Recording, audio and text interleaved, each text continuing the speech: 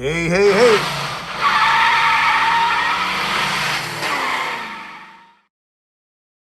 Hey, man, 29-year experience, 2,000 golf carts fixed. Here we got the Easy Go Robbins engine, gas. Show you how to speed it up quick and simple. All right, go here.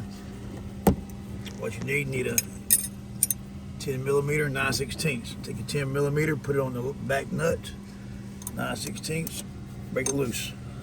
You break it loose now. The trick is you have to hold this here so it don't turn. You can see when I turn this here. Watch this here. Watch the whole thing turn. You don't want to do, man, on this cart here. Those off topic. Don't have no hose on there. Make sure you put a hose on there because what you're doing, you're bypassing the air filter.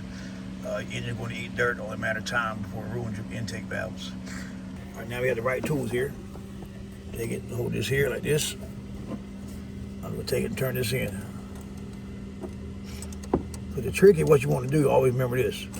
You want to be able to barely hit the gas, the engine turn over without cranking up.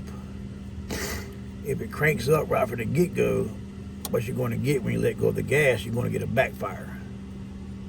You don't want that. So I got to turn in some. They're not going to turn in much. It's a rental property. I don't want to get sued, and I'm sure she don't want to get sued. So take it, jam it back down. Now we'll hit the gas where it does.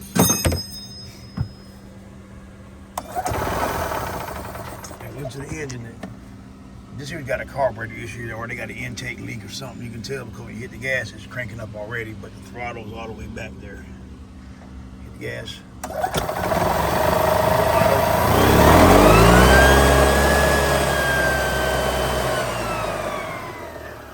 That's a perfect RPM there. All right, stay tuned, man. Hey.